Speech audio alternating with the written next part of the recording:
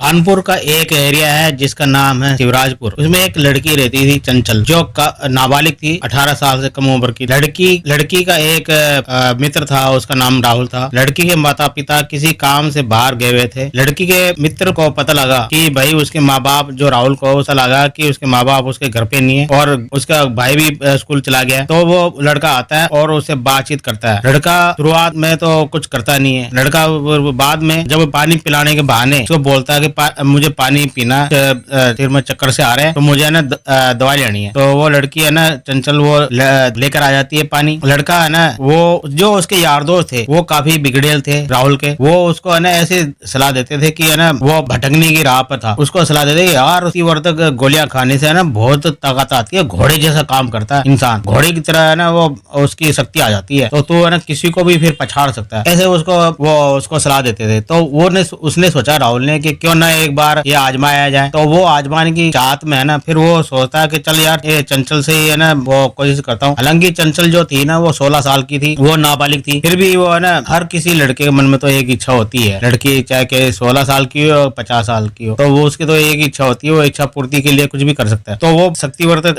ताकत की दवाएं खाता है और लड़की से बातचीत करती है। लड़की के उसके साथ बातचीत होती है, लेकिन वो है ना फिर बाद में जो उसकी वो ताकत है वो बढ़ जाती है, क्योंकि उसने शक्तिवर्धक दवाइयां खाली होती है राहुल ने। वो फिर उसे है ना बर्दाश्त नहीं होता। तो वो क्या करता है, उसको चंचल को है ना कहता है कि तो है ना तेरे यहाँ पर अभी तो कोई नहीं है, क्यों ना मौके का फायदा उठाया जाए। वो चंचल कहती है कि कैसा मौका, कि नहीं मजे करते हैं, एंजॉय करते हैं, जिंदगी में कुछ नहीं रखा। ऐसे सोच के वो बातों में बहला फुसला लेता है उसको। फिर वो क्या करता है कि है ना उसको नंगा कर देता है। तो लड़की वो बिल्कुल कपड़ों से बाहर हो जाती है। तो वो फिर लड़का क्या करता है, उसके साथ शारीरिक संबंध बना लेता है और फिर बाद में उसको 7 घंटे तक यानी कि लगातार उसको वो करता है, पूरी एंजॉयमेंट करता है। और उसके बाद फिर क्या होता है कि जो लड़की है ना वो एक बेहोशी हो जाती है। तो वो डर के मारे भाग जाता है, क्योंकि उसने 4-5 घंटे तक, 7 घंटे नहीं 4-5 घंटे तक उसने परेशान करा था। नाबालिग लड़की थी, तो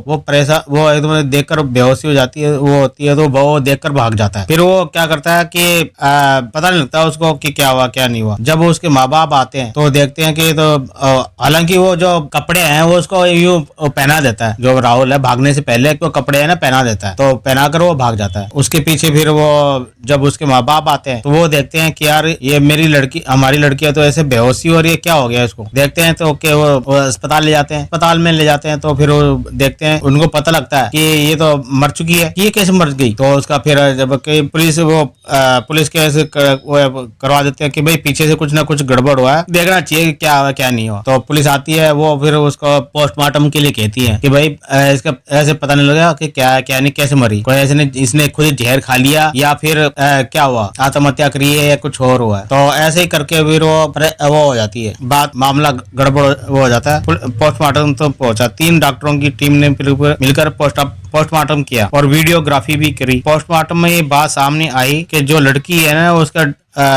डेथ हुई है। डेथ किस वजह से है, ठंड के कारण, और इसके साथ ना वो किसी ने ना शारीरिक संबंध बनाए थे, इस वजह से वो लगातार, तो इस वजह से ना वो परेशान हुई है और उसकी डेथ हो गई है। वो उसकी जो शारीरिक क्षमता वो खत्म हो गई थी, तो ठंड की वजह से इसने कपड़े नहीं पहन रखे थे और वो उसके साथ उसने शारीरिक संबंध बनाए बहुत जोरों से, तो इस वजह से वो बर्दाश्त नहीं कर पाई। इसके हालात है ना उसकी वजह से ये डेथ हो गई। तो इन्वेस्टिगेशन शुरू करी और फिर बाद में उसको पता लगा कि भाई इसका जो लड़की का एक दोस्त है वो राहुल, तो उससे पूछी तो राहुल पहले तो आनाकानी करता रहा। तो वो बोला कि मैं जी मुझे है ना कुछ पता नहीं है इसके बारे में, मैं नहीं जानता, हम दोस्त थे और इसके अलावा कुछ नहीं थे। तब पर जब फिर एक वहां पर एक बुढ़िया थी, उसने बताया कि हाँ एक लड़का आया था, 20-22 साल का था, वो आया था और वो साथ में दोनों थे। हम तो सोचा कि तुम हो साथ यहाँ पर घर पे, इसलिए वो तुमसे मिलने के लिए आया। तो मैं बोली नहीं कुछ ज्यादा। तो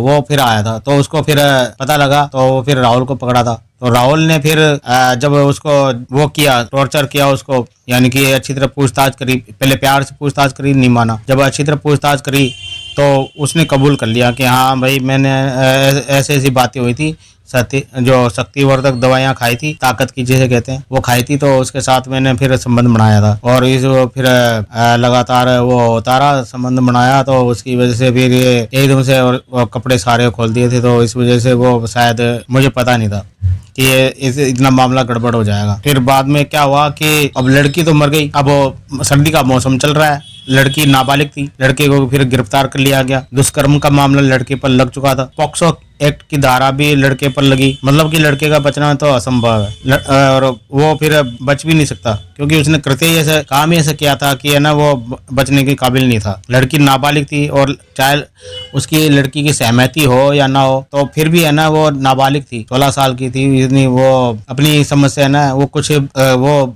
मानी नहीं जाएगी कि इसने है ना रजामंदी से काम हुआ या नहीं। इस वजह से किसी के कहने से तो ये जो है ना आजकल ये लोग बाग के कहने से बच्चे बिगड़ रहे हैं, बिगाड़ने वाले बहुत होते हैं। तो इस छोटी सी घटना के पीछे ये मतलब निकलता है कि है ना इंसान कितना वो ना वो अंधा हो जाता है और बिगड़ जाता है, वो सोचता नहीं आगे पीछे का, उसका भविष्य खराब कैसे होगा। अगर वर्तमान को देखकर चले तो भविष्य खराब ना हो। तो हमें ये इस घटना से हमें पता लगता है आजकल के लड़के लड़कियों को ना संयम रखना चाहिए, पढ़ाई की तरफ ध्यान देना चाहिए। और ये कहानी कैसी लगी आपको, प्लीज लाइक शेयर सब्सक्राइब करें। Okay bye, thank you.